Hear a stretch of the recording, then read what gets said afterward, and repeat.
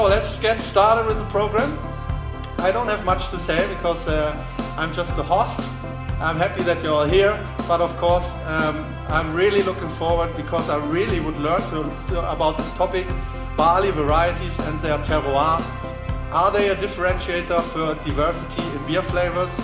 We found a lot of powerful slogans already. If you go through the different journals and magazines, you find a lot of slogans and emotional pictures in these ads already suggesting that it is the case. But let's find out the real and imagined potential of Heirloom and Terroir, barley and malt, with a great mixture of presentations and tastings. I hope no one has to leave early because we have 10 beers on tap tonight, so don't miss that. Yeah, so last but not least, I would like to introduce our moderator, Horst Dornbusch.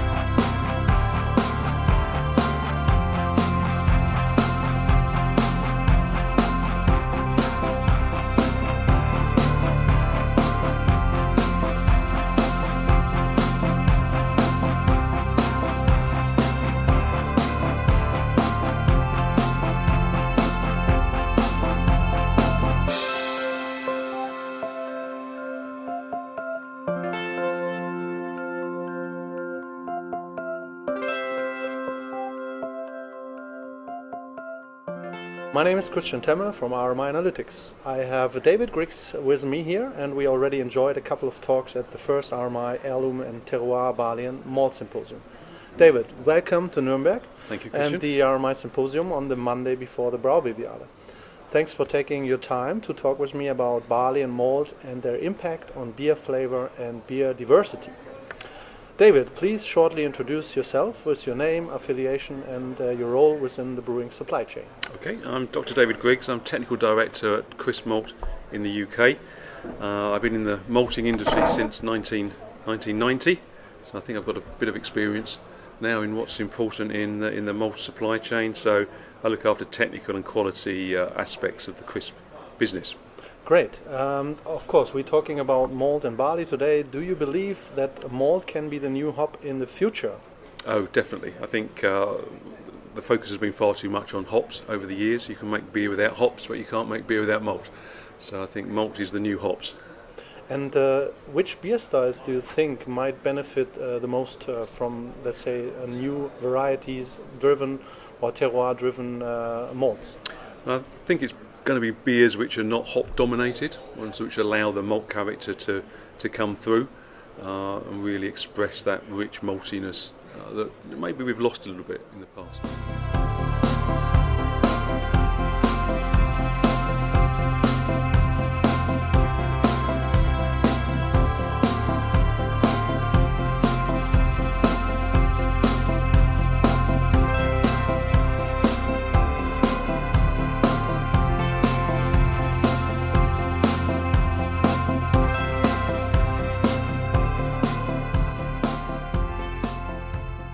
Thanks for having me. My name is Graham Sherman. I'm the co-founder and co-owner of Tool Shed Brewing Company in Calgary, Alberta, Canada. We've been around for about 6 years now, brewing all sorts of fun things in Canada. Great. And do you remember a beer specifically in which you were able to trace a specific flavor or taste to either the variety or the terroir? Yeah, well, that's a tough one because when you think about tasting the origin notes of grain in bread while you're eating toast, right? It's the kind of the concept of we're malting this barley, so we're getting further away from being able to taste those origin notes of the variety itself. We did make a beer, the one that you mentioned before, that Prairie Pride, where we took that one style of one variety and one malt profile and made a beer with it, and that kind of set a base layer for what that variety tastes like at a base level malt. I think that in the future, when we look at beers that show off that origin, we'll have to probably start controlling the variables of the malting process so that we can say the malt is the same. Now we can taste the differences in all of these varieties and the subtle differences between them, much like we do with coffee. Well, this coffee tastes different because it's grown in Ethiopia, or this one's grown in Jamaica. So I think it'll take a style of malting where we can really show those varieties off.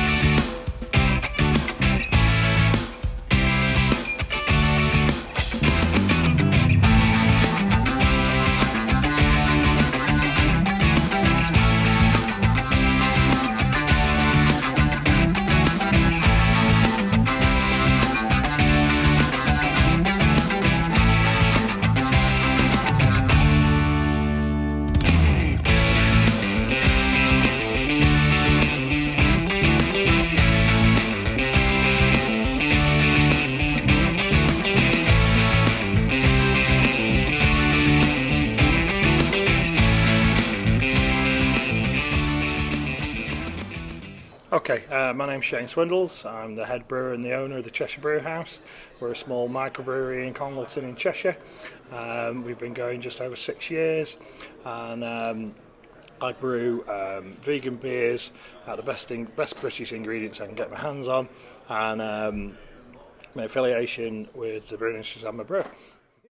So at the moment we're using two heritage varieties. We're using the Chevalier, which definitely gives you like a peach and an apricot jam profile. It gives a really full-bodied mouthfeel. It gives masses of aroma, and it's just so present in the beer that it's unbelievable. You have to brew with it completely differently. You cannot treat that barley like you would treat a modern variety of barley, because it will beat you up and it won't give you a great product. You've got to really give it a high level of bitterness to balance the beer out to get something drinkable. Otherwise, if you brew the beer we brew is 6.8%. If you didn't put a massive amount of hops in there, it would be like a barley wine. It is really in your face.